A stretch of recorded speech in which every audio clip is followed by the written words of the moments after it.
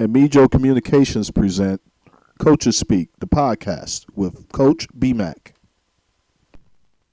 Hello, and welcome to the first edition of Coaches Speak with Coaches BMAC on CSI TV. Today we'll be covering topics that include Baltimore City League teams heating up for league action, as teams like Patterson, City, Dunbar, and Edmondson are ranked in the top 10 in the Baltimore Sun. And we'll be taking a look at what we like to call here at CSI TV as the NBA All-League Pass team. Stay tuned. Welcome back to Coaches Speak. Again, I'm Boris McLaughlin, and let's start off with Masonville Cove, who is honorable mention to be in the top 15 of the Baltimore Sun and Max Prep, coming in at a 5-1 record.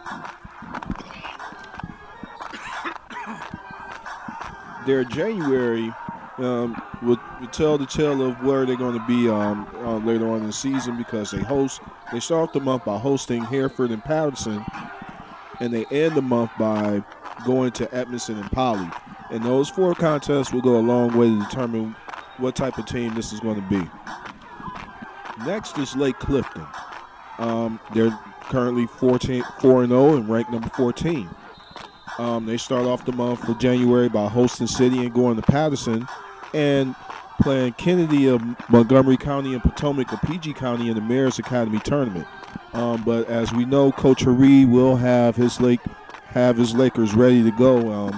They're always a tough team. And coming in at number 11, Dunbar, with a 4-1 record. They've railed off 5 straight wins after losing their first game of their season.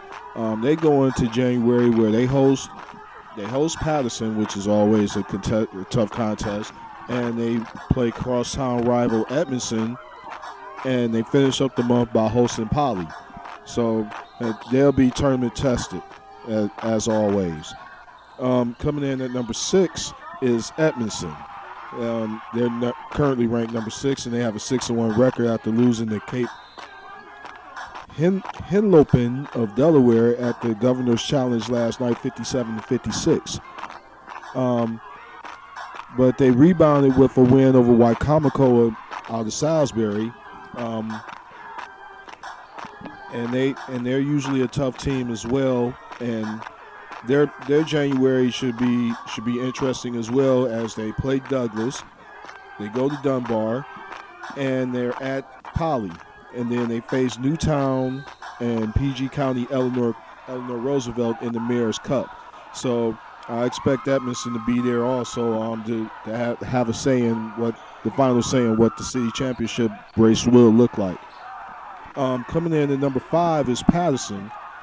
They're 5-0 and they have an 8-0 record. Harry Martin have his team looking like a well-oiled machine, where it's not about individuals, it's about the teamwork and the system that he has in place over there on Kane Street. They beat Suitland in the Spartan Holiday Classic in Laurel, and January should be tough for them as well, as they play number 11 Dunbar on the 3rd, coming right out the break.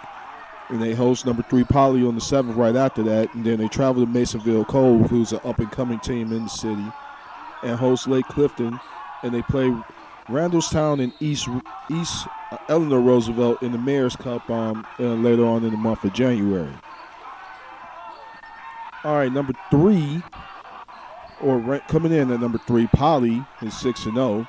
Their January be tough, where they have to go to Patterson, they host Edmondson, at Dunbar, host Douglas, and they play Largo in the Mayor's Cup at Morgan. So it'll go a long way to see where Poly wind up, but they're usually another team that's a tough out.